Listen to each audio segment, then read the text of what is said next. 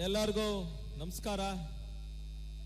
ಸುಮಾರು 2 ತಿಂಗಳ ಹಿಂದೆ ಬೈರಮಂಗಲದಾಗ ಬಂದಿದ್ವಿ. ಆವತ್ತು ನಿಖಿಲ್ ಕುಮಾರಣ್ಣ ಅವ್ರ ಜೊತೆ ನಾವು ಇದ್ವಿ. MLAಗಳಾದ್ರು ಹರೀಶ್ ಗೌಡ್ರಣ್ಣ, ಮಂಜಣ್ಣ, ಸ್ವರೂಪಣ್ಣ ಎಲ್ಲರೂ ಇದ್ರು, ಶರಣ್ ಗೌಡ್ ಪಾಟೀಲ್ ಅವರು ಎಲ್ಲರೂ ಇದ್ರು. ಆವತ್ತು ಒಂದು ಮಾತು ಹೇಳಿದ್ದೆ, ಇಷ್ಟು ದಿನ ರೈತರು ಏನು ಹೋರಾಟ ಮಾಡ್ತಾ ಇದ್ದಾರೆ, ದಯವಿಟ್ಟು ಇದನ್ನು ಕೈ ಬಿಡಿ ಅಂತ. ಆದ್ರೂ ಈ ಸರ್ಕಾರ, ನಮ್ಮ ಮುಖ್ಯಮಂತ್ರಿಗಳವರು ಅದು ಕೈ ಬಿಡಕ್ಕೆ ಸಿದ್ಧವಾಗಿಲ್ಲ. ಅದಕ್ಕೆ ಇವತ್ತು ಈ ಪಾದಯಾತ್ರೆ ಇವತ್ತು ಈ ಸೃಷ್ಟಿಯಾಗಿದೆ.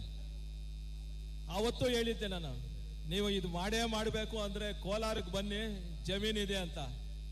ಉತ್ತರ ಕರ್ನಾಟಕದಲ್ಲೂ ಜಮೀನುಗಳಿದೆ, ಅಲ್ಲೂ ಮಾಡಿ. ಏನು ಈ ಟೌನ್ಶಿಪ್ ಅಂತ, ಅದು ಅಲ್ಲಿರೋ ಜನತೆಗೆ ಉಪಯೋಗ ಆಗುತ್ತೆ.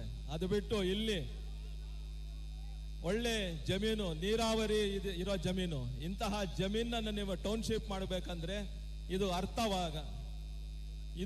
ಆಗ್ತಾ ಇಲ್ಲ ಯಾರಿಗೂ. ಯಾಕೆ ಟೌನ್ಶಿಪ್ ಮಾಡಬೇಕು ಅಂತ.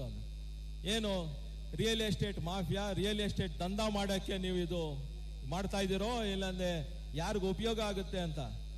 ಇಂತಹ ಒಂದು ನಿಟ್ಟಿನಲ್ಲಿ ನಾನು ನಿಮಗೆ ಕೇಳೋದೆ ಒಂದಷ್ಟೇ, ಕೋಲಾರ್ಗಾದ್ರೂ ಬನ್ನಿ, ನಾರ್ತ್ ಕರ್ನಾಟಕಗಳಿಗಾದ್ರೂ ಹೋಗ್ಲಿ, ಉತ್ತರ ಕರ್ನಾಟಕದಲ್ಲಿ ಎಲ್ಲಾದ್ರೂ ನೀವು ಮಾಡಿ. ಅದು ಬಿಟ್ಟು ಇಲ್ಲಿ ರೈತರು ಏನು ತೆಂಗಿನ ಮರಗಳಾದ್ರೂ ಇದ್ರೆ, ರೇಷ್ಮೆ ಆದ್ರೂ ಇದೆ, ಹೈನುಗಾರಿಕೆ ಇದೆ, ಇದನ್ನೆಲ್ಲ ನೀವು ಹಾಳು ಮಾಡಿ ಟೌನ್ಶಿಪ್ ಮಾಡಿ ಅವ್ರಿಗೆ ಮತ್ತೆ ಆ ರೈತರು ಅವರು ಮತ್ತೆ ಅವ್ರ ಮಕ್ಕಳು ಏನು ಕೆಲಸ ಮಾಡಬೇಕು. ಇಂತಹ ಒಂದು ನಿಟ್ಟಿನಲ್ಲಿ ನೀವು ಕೆಲಸ ಮಾಡ್ಕೊಂಡು ಹೋದ್ರೆ ರೈತರು 2028 ಇಡೀ ಜನತೆ ನಿಮಗೆ ವಿರೋಧ ಆಗುತ್ತೆ. NDA ಸರ್ಕಾರ ಬಂದೇ ಬರುತ್ತೆ ಅಂತ ಹೇಳಕ್ ಇಷ್ಟಪಡ್ತೀನಿ. ದಯವಿಟ್ಟು ನೀವು ಅರ್ಥ ಮಾಡ್ಕೊಳ್ಳಿ. ಅಣ್ಣ ಗಾಡಿಯಲ್ಲಿ ಅಲ್ಲಿ ಹಿಂದೆ ನಮ್ಮ ಕುಮಾರಣ್ಣ ಬರ್ತಾ ಇದ್ದಾರೆ, ಇನ್ನು ಬೇರೆ ಮುಖಂಡರು ದಯವಿಟ್ಟು ನೀವು ಕುಮಾರಣ್ಣ ಬಂದ್ರು.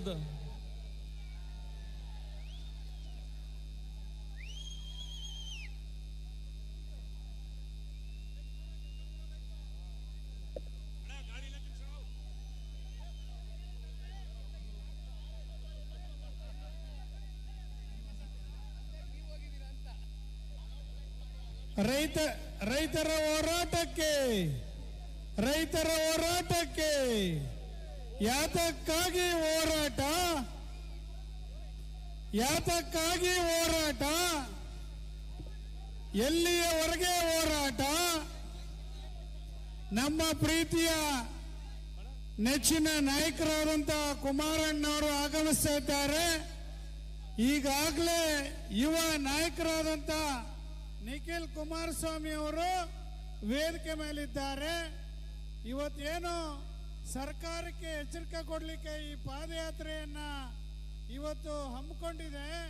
2 ಪಕ್ಷಗಳು ಸೇರಿ ಈ ರೈತರನ್ನ ಉಳಿಸ್ತಕ್ಕಂಥ ಕೆಲಸವನ್ನ ಇವತ್ತು ಮಾಡಬೇಕು ಅಂತೇಳಿ ತೀರ್ಮಾನ ಮಾಡ್ತಕ್ಕಂಥ ಈ ಸಂದರ್ಭದಲ್ಲಿ ನಾವು ಸರ್ಕಾರಕ್ಕೆ ಒಂದು ಎಚ್ಚರಿಕೆಯನ್ನು ಕೊಡಲಿಕ್ಕೆ ಬಯಸ್ತೇವೆ.